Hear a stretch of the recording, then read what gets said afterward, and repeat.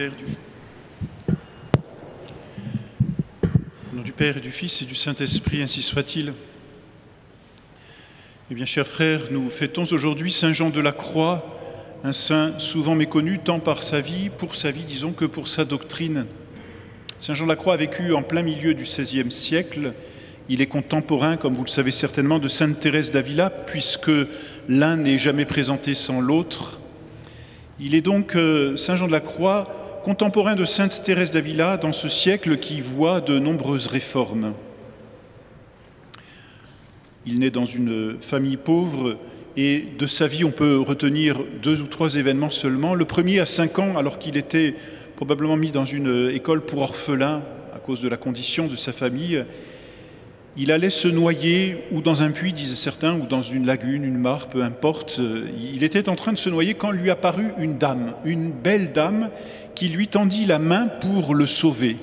Et le petit Jean de la Croix, le futur Jean de la Croix, disons, n'osait pas prendre la main de cette dame parce que sa main étant sale par l'eau qu'il venait de toucher, il avait peur de salir la main de la belle dame qui paraissait si belle, si pure. Et c'est à force de supplication qu'un laboureur est arrivé. C'était la très sainte Vierge Marie, vous le savez bien, qui l'a maintenu, si l'on peut dire, à flot. Mais Saint Jean de la Croix n'a jamais voulu toucher la très sainte Vierge Marie à cause de son imperfection. Plus tard, il rentrera chez les Carmes, l'ordre des Carmes, qui malheureusement était en décadence. Et donc, cherchant une perfection plus grande, il pense rentrer chez les Chartreux, et c'est à ce moment-là qu'il fait la rencontre de Sainte Thérèse d'Avila, qui, elle, a déjà réformé l'ordre Carme chez les femmes. Et on les appelle les carmélites déchaussés, par opposition aux carmélites chaussés. Les carmélites déchaussés sont celles qui n'ont pas de chaussures, qui sont simplement, dont les pieds sont seulement vêtus de sandales.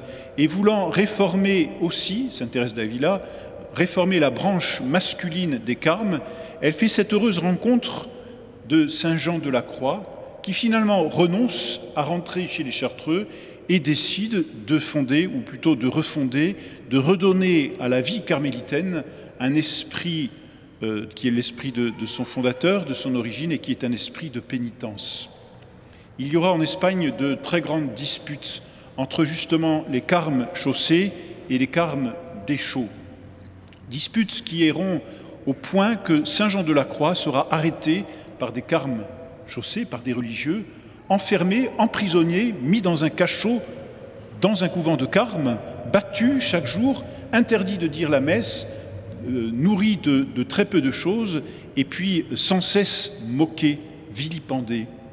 Il en souffrira énormément, et c'est au bout de 9 mois, là encore, alors que pour le 15 août 1578, je crois, il demande à pouvoir célébrer la messe. Il est quand même dans une prison religieuse et cela lui est refusé. Il pleure jusqu'au soir quand lui apparaît à nouveau la très sainte Vierge Marie qui vient le réconforter et puis qui lui dit que bientôt il pourra sortir de prison et qu'il sera libre. Et alors il lui dit mais je ne sais même pas où je suis. Alors Notre-Dame approche son doigt et met son doigt sur le front de Saint Jean de la Croix et illumine ainsi son imagination. Et Saint Jean de la Croix voit une grande pièce, un couloir, puis une fenêtre qui surplombe le Tage. Je crois que c'est à Tolède que l'événement se passe. Et là, de la fenêtre, 10 mètres de muraille, ou de mur, plus exactement, avant de retrouver la liberté. Il comprend que la très sainte Vierge lui donne le chemin de sa liberté. Il voit sur son lit les manteaux dont il se servait, ses propres manteaux dont il se servait pour se recouvrir. Et il a alors l'idée de tresser avec ces manteaux une longue corde qui lui permettra de descendre par la fenêtre. Seul problème, c'est qu'il ne sait pas comment ouvrir la porte de sa prison. Et Notre-Dame, là encore, l'illumine en lui montrant que le verrou est en train de sauter et qu'il n'y a juste que les clous à enlever pour que tout saute. Et voilà comment Saint Jean de la Croix sera comme miraculeusement délivré, là encore par la très sainte Vierge Marie. Voilà pour les événements, je dirais, marquants, peut-être les plus croustillants, ceux que l'on aime à retenir de la vie des saints et de la protection de la très sainte Vierge Marie. Saint Jean de la Croix est connu surtout parce qu'il est docteur de l'Église, et c'est la messe justement des docteurs qui est célébrée ce soir. Docteur parce que c'est un théologien, un très grand théologien, vraiment, aristotélicien, thomiste, qui avait beaucoup étudié et qui connaissait beaucoup de choses, mais un théologien, je dirais, particulier, puisqu'on peut le qualifier de théologien mystique.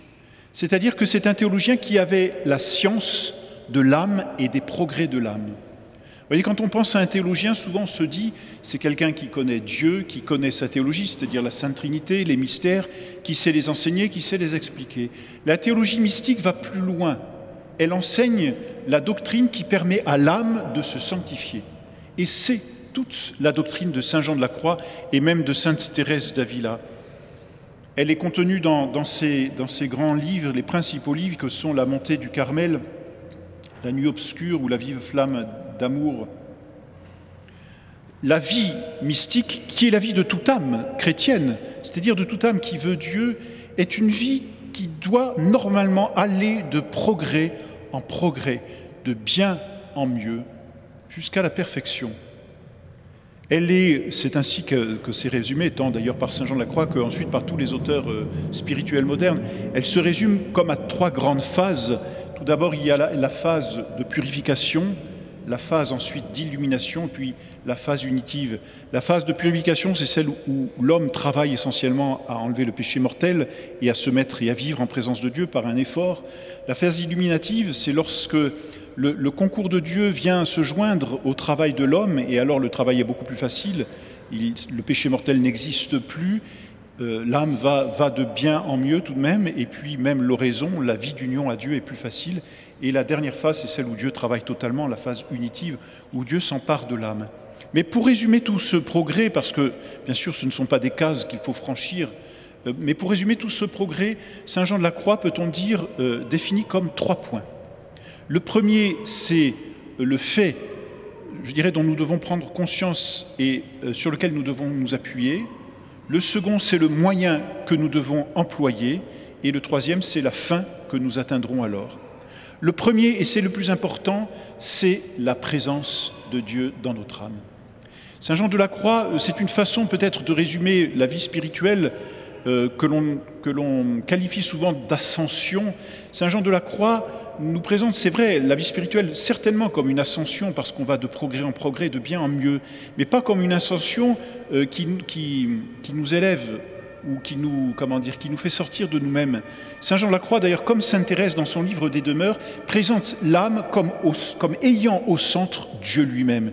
Et en fait, le progrès spirituel consiste à quitter les périphéries de l'âme, si on peut prendre cette terminologie moderne, et à s'avancer au plus intime de nous-mêmes où se trouve Dieu. En fait, il n'y a pas besoin de chercher Dieu à l'extérieur de nous-mêmes. Dieu vit dans notre âme. C'est le point de départ le plus important que nous connaissons, mes bien chers frères, mais je dirais que nous ne vivons pas assez. Nous voulons chercher Dieu, nous n'avons qu'à le trouver facilement. Il est au plus profond de notre âme, au plus intime de notre âme. Je suis celui qui sonde les cœurs et les reins, dit Dieu, pas simplement parce qu'il a une connaissance, bien sûr, parfaite de ce que nous sommes, mais parce que lui-même vit au plus intime de nous-mêmes. Donc le premier point de toute notre vie spirituelle, c'est cela. Dieu vit au plus intime de nous-mêmes. Il est au centre de notre âme.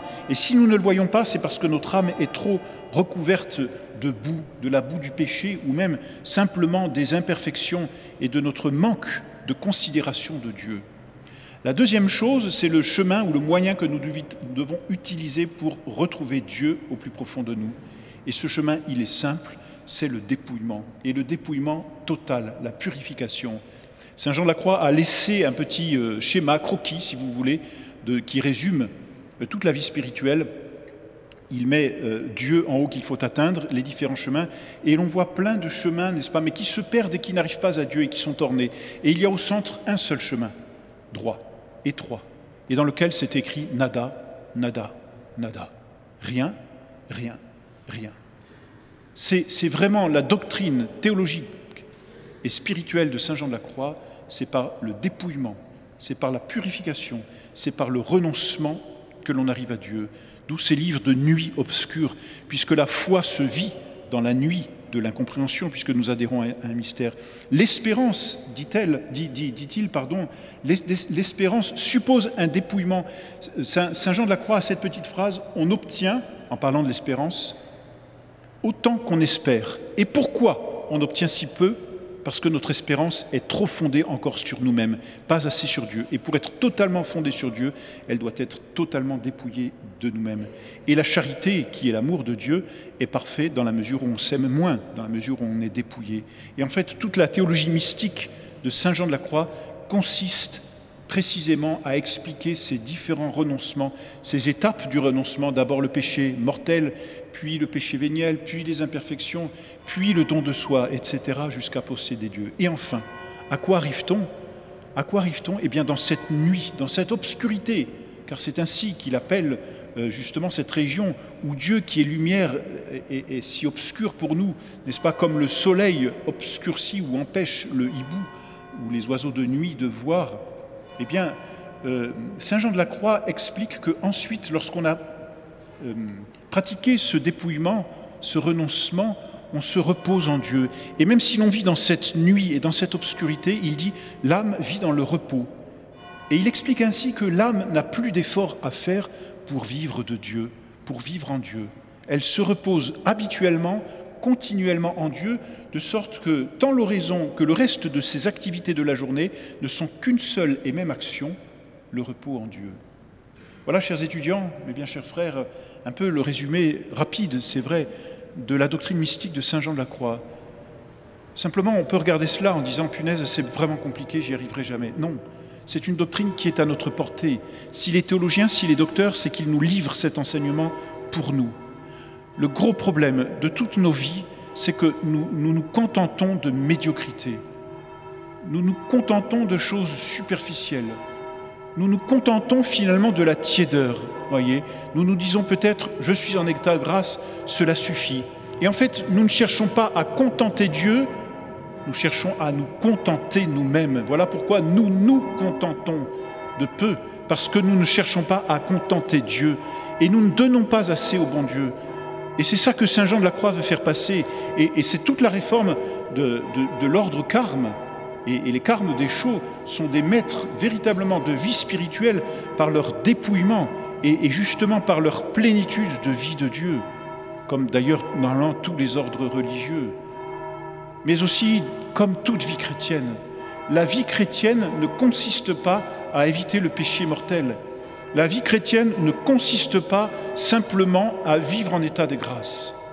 La vie chrétienne consiste à se donner tellement à Dieu que l'on ne garde plus rien pour nous.